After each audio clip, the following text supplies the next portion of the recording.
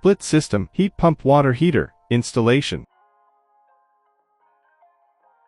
Installation by HVAC students of Center for Employment Training. This is a heat pump water heater by Ecological. And this is the Omni series, and it allows endless hot water and energy savings with their eco-efficient water heaters. Heat pump water heaters, also known as hybrid water heaters, are 2 to 3 times more energy efficient than their gas variants. They provide long-term cost savings and have a smaller environmental impact, making them a great choice for saving energy and reducing your carbon footprint.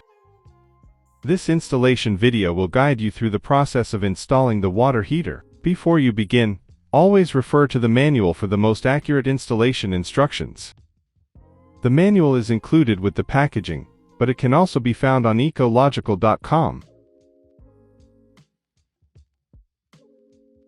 When installing this unit, always refer to the manual and pay attention to these symbols, as they contain important information about potential safety risks. Some safety risks are as follows. Electric shock risk. Contact with electrical components in the junction box, behind the access doors, or inside the top shroud can cause severe injury or death. Always disconnect power at the circuit breaker, and verify that it is off before performing any work. Keep the junction box closed at all times when it is not being worked on. Lifting risk. Heat pump water heaters are heavy and awkward to handle. Always use at least 2 people with a secure grip when lifting the unit. After placing the heat pump on the pad, it is recommended that bolts and rubber cushions that are supplied by the manufacturer be used to secure the heat pump in place. In terms of transporting, unlike other water heater tanks, the Ecological tank can be transported laying down, so you don't have to worry about tilting the unit more than 15 degrees. Scalding risk. Water temperatures above 125 degrees F, 52 degrees C, can cause severe burns or even death in a very short time. To reduce the risk of scalding, install thermostatic mixing valves or temperature limiting valves at each point of use. These devices automatically blend hot and cold water to maintain a safe outlet temperature and provide consistent protection at the tap. For personal protective equipment, it is recommended to use safety glasses to protect your eyes from debris or refrigerant splashes. Work gloves to protect your hands and improve grip when handling the unit, and steel-toe shoes to guard against heavy components. Use a dust mask if needed to avoid inhaling dust or insulation fibers, a hard hat in areas with overhead hazards, and knee pads for comfort and protection when working at floor level. And now for the tools you will need to complete this installation. For basic hand tools, you will need insulated screwdrivers, both flathead and Phillips, for safe electrical work. A tape measure for accurate measurements, a Sharpie for marking, and an adjustable torque wrench to properly tighten refrigerant line connections. For electrical tasks, use a multimeter to test voltage and ensure power is off. Wire strippers for preparing wires. Electrical connectors for secure joins. An impact driver or drill for mounting. Fish tape for pulling wires through walls. And hole saws for creating openings. For plumbing, you will need copper cutters for cutting 3/4 inch piping. A deburring tool to smooth pipe edges. Teflon tape for leak-free threaded connections. And a drain hose to safely remove water from the old tank. For water line connections, use 3/4 inch copper piping with dielectric unions to prevent corrosion. Along with the 3/4 inch copper piping, shark bite fittings were used for their ease of installation, versatility in tight spaces, and overall convenience.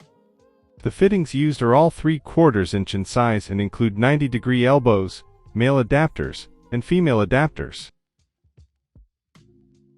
Now that we have our tools ready and have reviewed all necessary precautions, it's time to proceed with the installation.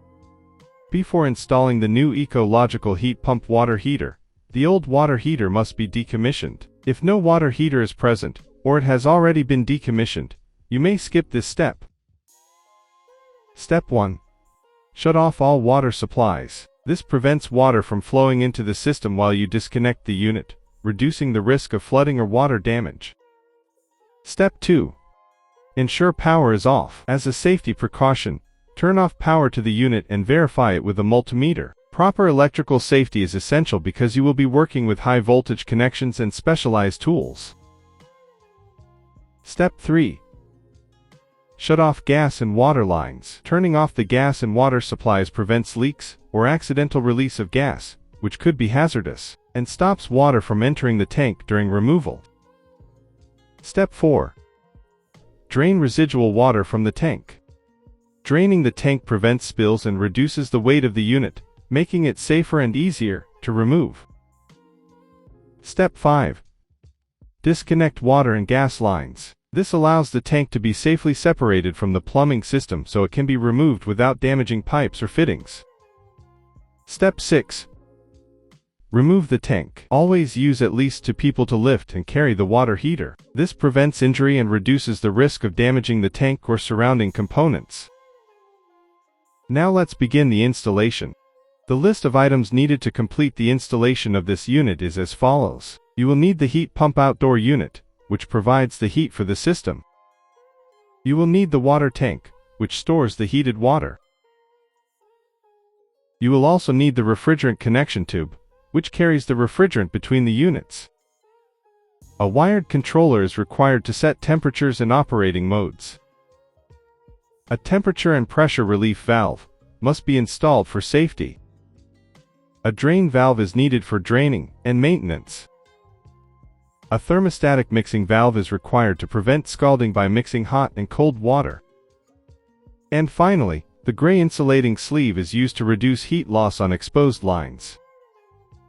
Here are some things to keep in mind before continuing with the installation. The area around the outdoor unit's air inlet and outlet must be kept clear of obstacles and strong winds. Adequate airflow is essential for efficient heat exchange and overall system performance. Ensure the base surface is flat, level, and capable of supporting the combined weight of the heat pump and the water tank. If there are any nearby metal components, install durable, reusable electrical insulation that meets all applicable local electrical codes. This helps prevent accidental contact, corrosion, and potential electrical hazards. Caution: the ambient air temperature during installation must be above 15 degrees F and below 110 degrees F to ensure safe operation and accurate system testing. The unit must be mounted securely and on a stable surface. Improper installation can lead to excessive vibration, operational noise, and premature wear on internal components.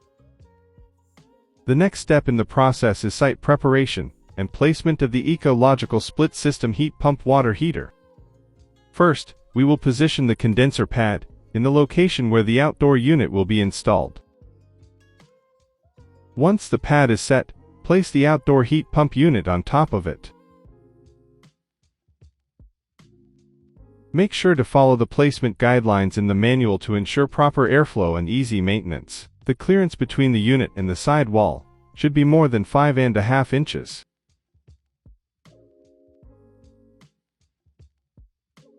The clearance from the back wall should be more than 6 inches to allow room for the refrigerant lines and electrical wiring. Next, we will set the water heater tank. Before placing the tank, install the drain pan in the desired location. Once the drain pan is in place, position the water heater tank on top of it. Although this water heater can be installed with zero clearance, it is recommended to leave some working space for future maintenance. After that, identify the best location to route the wiring and, if needed, drill the appropriate hole. Once the openings for the refrigerant line set are prepared, we can begin routing the line sets through the designated path. Next, we will connect the refrigerant line sets for the split system heat pump water heater. The line sets provided by the manufacturer come pre-charged with refrigerant. They are connected by what's called Eco-Connect fittings, which allows you to connect the line sets onto the unit without the worry of outside contaminations making their way into the lines, or the need to evacuate the line sets before installation. Make sure the king valves are tight against the water tank and heat pump before attaching the refrigerant line. Start by attaching the line sets to the outdoor heat pump unit. Keep the line ends clean to prevent debris or moisture from entering the system. Then connect the matching line sets to the indoor water heater unit, completing the refrigeration loop. Use an adjustable torque wrench to tighten all flare nuts to 25 to 30 Newton meters, or 18.5 foot-pounds. This ensures a proper seal, preventing leaks from under-torquing and avoiding damage from over-torquing. Once everything is torqued correctly, the refrigerant lines are fully installed. Be sure to install earthquake or safety straps according to your area codes.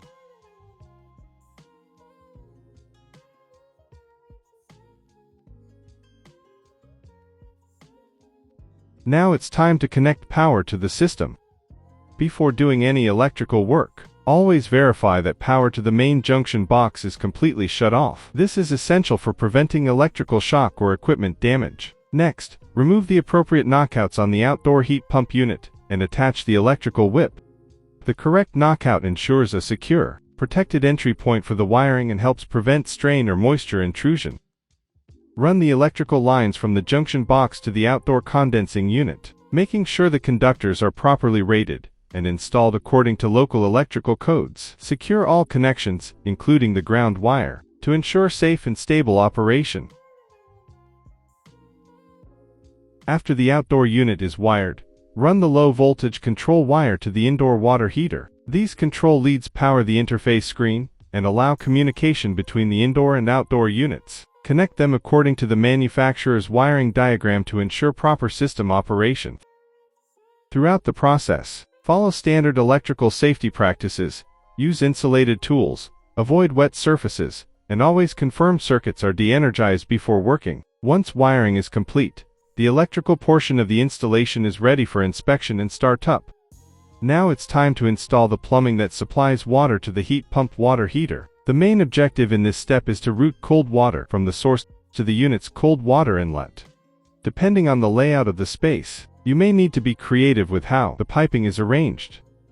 In our setup, we begin by running a cold water line from the source to the expansion tank. Whether or not you will need an expansion tank, or where it would be placed vary based off your local plumbing and building codes. Sometimes you do not need them in some areas, but in this demonstration we are installing one. The expansion tank is important because it absorbs the additional volume created when water heats and expands. This helps prevent excessive pressure from building inside the system from the expansion tank.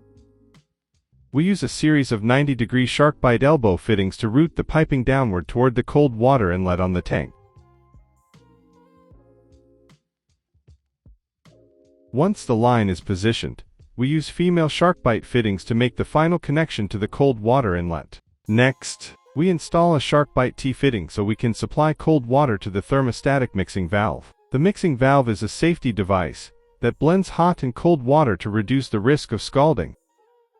That completes the cold water supply side. For the hot water outlet, we attach a female fitting to the tank's hot water port, then use an elbow to route the line downward to the other side of the thermostatic mixing valve. At this point, the hot and cold water piping join together at the valve. We solder and sweat the copper piping to create a secure, leak-free connection.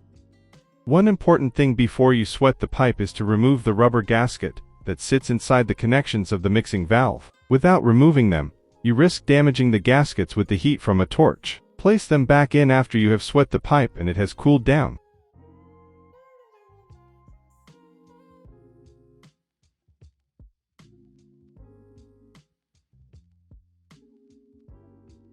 The mixed water outlet from the valve can then be routed to the home's hot water distribution system.